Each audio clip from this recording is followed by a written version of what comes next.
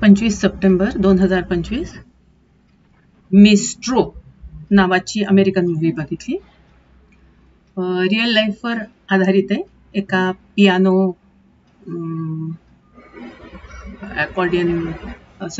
वाजवणाऱ्या म्युझिशियनवर. Leonardo त्याचं नाव असतं आणि तो कंपोजर असतो, परफॉर्मर असतो आणि भरपूर म्हणजे काही ना काही कलाच्या क्षेत्रात त्याचं योगदान आहे. तर त्याची लाईफ स्टोरी आहे की पूर्ण त्याच्या आयुष्यात काय काय झालं, काय घडलं. तर यंग असताना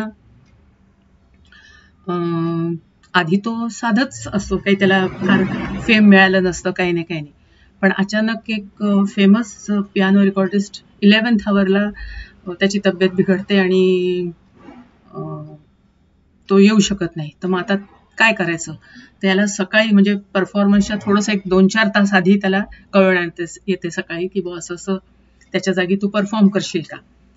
तर त्याला तर चान्सच पाहिजे असतो आणि तो परफॉर्म करतो आणि लोकांना खूप आवडतं आणि झालं. तेव्हापासून मग त्याच्या करिअरला सुरुवात होते आणि लोकांना त्याचं म्हणजे हे आवडत असतं. आता थोडा म्हणजे तसा त्याला लोकांमध्ये रमणं, लोकांशी कॉन्टॅक्ट करणं, गप्पा मारणं हे खूप आवडत असतं.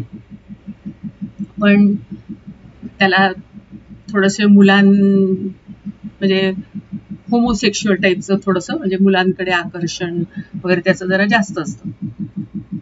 एका पार्टीत मग त्याला एक मुलगी भेटते, फिलिपिना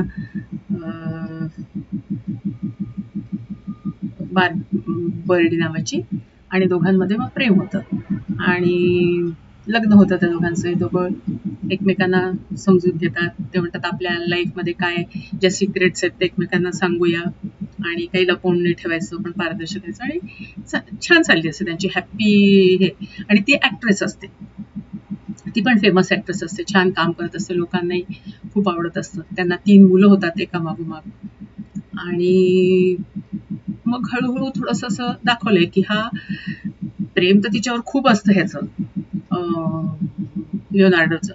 पण त्याला थोडेसे असे नवीन यंग कलाकार आले की तो त्यांच्याबरोबर इमोशनली थोडासा इन्व्हॉल्व्ह व्हायला लागतो. त्यांच्याशी जवळीक जरा थोडीशी हे. तर लोकांच्या नजरेत त्या गोष्टी येतात किंवा लोक म्हणजे त्या अफवा पसरवतात. मग ही डिस्टर्ब होते बायको त्याची आणि त्याला म्हणते की मीच म्हणजे पहिल्यांदा मग त्या दोघांमध्ये जरा वाद सुरू होतात. कारण मुलगी पण विचारते की आईला की मला असं कळलंय तर काय ते खरंय का.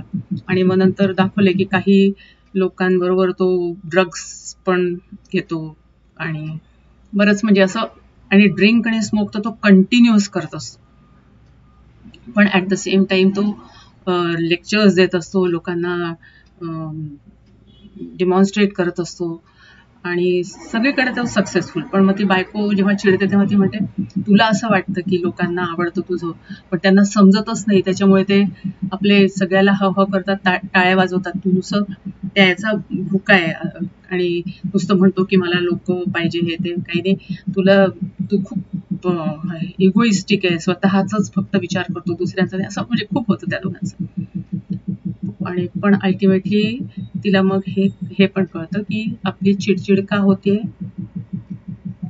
कारण तिचं करिअर संपत चाललं होतं आणि ती सगळा वेळ मुलांना आणि घरालाच देत असते आणि पुढे जात असतो आणि लोकांशी कॉन्टॅक्ट पण त्याचा जास्त वाढत असतो.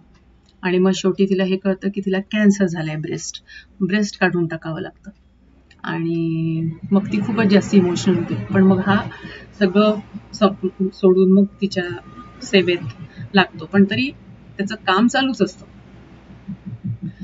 पण मग जेव्हा तिची डेथ होते त्याच्यानंतर मग म्हणजे त्याला हे होतं खूप की अरे म्हणजे काय करायचं आता. आणि मग तो जिथे राहत असतो ते सोडून दुसरीकडे जातो आणि दुसरीकडे सगळं म्हणजे घर मुलं हे करून दुसरीकडे जातो. आणि त्याच्यानंतरही मग तो आपला परफॉर्मन्स चालूच ठेवतो. पण ॲट द एंड जेव्हा रिपोर्टर येतात की आता तुम्ही पुन्हा स्टेज शो सुरू करा येते. तर तो म्हणतो की आता नाही, मला सारखी तिची आठवण येते. असं म्हणजे तिथूनच सुरुवात केली आहे की आता ओल्ड एजमध्ये आणि त्याचं रिपोर्टर हे करायला येतात की तुम्ही परफॉर्म करा स्टेजवर वगैरे असं.